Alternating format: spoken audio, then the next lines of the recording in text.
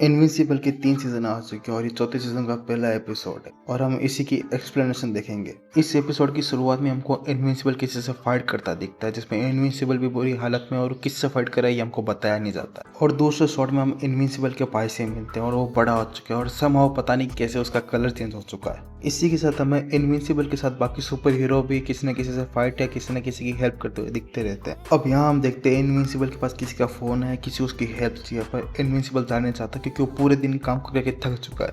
इस बात को लेकर अपने भाई को बोलता है कि तू जा, पर उसका भाई भी थक चुका है, तो दोनों की इस बात पर छोटी सी बेहोश हो जाती है कि दोनों में से कोई नहीं जाना चाहता। पर एट द एंड इनविंसिबल को जाना ही पड़ता है क्योंकि उसके सर पर जिम्मेदारी है। कोई नहीं जाएगा तो पर उसको तो जाना ही पड़ेगा क्योंकि वो है इनविंसिबल।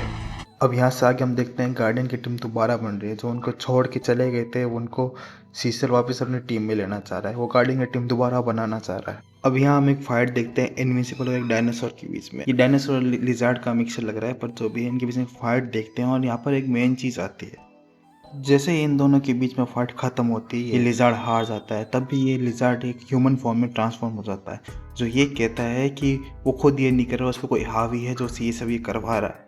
अब यहाँ हम इनविंसिबल के एक्सप्रेशन देख के समझ सकते हैं वो इस चीज़ को लेकर बड़ा परेशान है, बड़ा टेंस है। वो ये नहीं चाहती ये चीज़ दोबारा हो।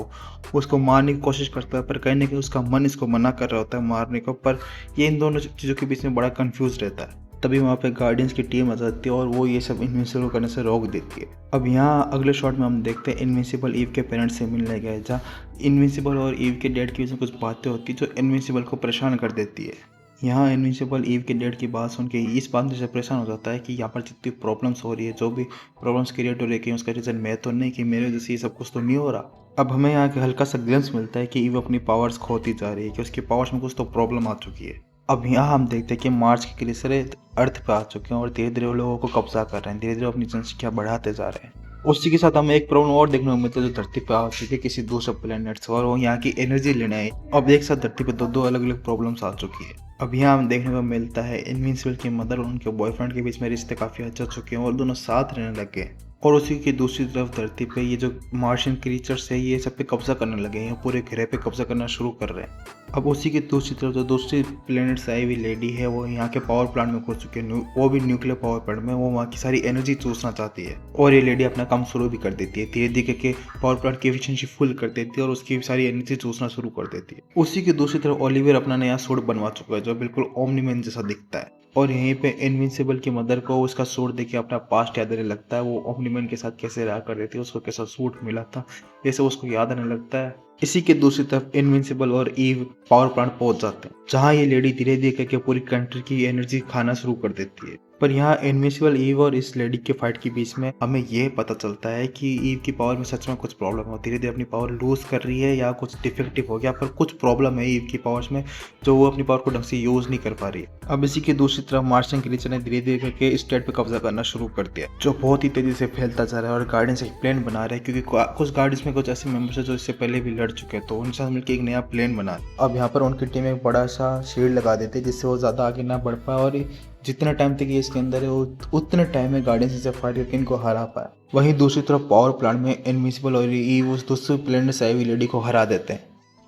और दूसरी तरफ गार्डियंस फाइट करने पहुंच चुके हैं। उनके एक सिंपल सा प्लान होता है, वो एक पावर ब्लास्ट छोड़ेंगे जिससे मार्स से एक क्रीचर स्टन हो जाते हैं। उस बीच में गार्डियंस इन लोगों को किसी सेफ लोकेशन पर टेलीपोर्ट कर देंगे। तभी वहां पर इनविंसिबल भी पहुंच जाता है सबकी हेल्प करने के लिए। अब सभी लोगों को बचाने के बाद इनविंसिबल खुद एक बड़े कॉन्फ्लिक्ट में फंस जाता है जहाँ पर उसको एक बड़ा डिसीजन लेना पड़ता है। अब यहाँ पे होता यह है, सबको बचाने के बाद एक आदमी अभी भी फंसा हुआ रह जाता है और उसको बचाना काफ़ी मुश्किल होता है क्योंकि वो अभी भी क्रीचर के कंट्रोल में होता है और बैरियर कुछ सेकंड्स में टूटने वाला होता है। तो इनविंसिबल को डिसाइड करना पड़ता है या तो उसको मार दे या उसको बचाने के लिए वेट करे। अगर वो वेट करे तो बैरियर टूट जाएगा और सारे क्रीचर पूरे स्टेट में फैल जाएंगे। तो इनविंसिबल को ना चाहते हुए उस बंदे को मारना पड़ता है। ये चीज़ देख के इनविंसिबल के साथ साथ गार्डियंस बड़े शौक होते हैं कि इनविंसिबल ने किसी को कैसे मार दिया, क्योंकि इनविंसिबल का यही गोल होता है कि कोई मरना नहीं चाहिए, और आज इनविंसिबल ने मजबूरी में आके किसी को मार दिया। इसी के साथ साथ एपिसोड खत्म होते होते हमें पता चलता है जिस वेल्टरमैट को सीजर ने कैद करके रखा था कि इसको जब होश आएगा मिसेस सवाल जब पहुंचेंगे, वो वहाँ से आज़ाद होकर भाग जाता है और सीजर का पूरा प्लान फेल हो जाता है। बस इतना ही था आज के इस वीडियो में और इस एपिसोड में। बाकी जो छोटी मोटी चीज़ें थी वो इतना मायने नहीं रखती थी, उसको जानना ना जानना कोई मायने नहीं रखता, क्योंकि वो सिर्फ एपिसोड को खींचने के लिए, लंबा करने के लिए उस शो में दिखाई गई थी। बाकी उनका कोई मतलब नहीं, जो मेन चीज़ें थी वो हमने इस वीडियो में देख ली।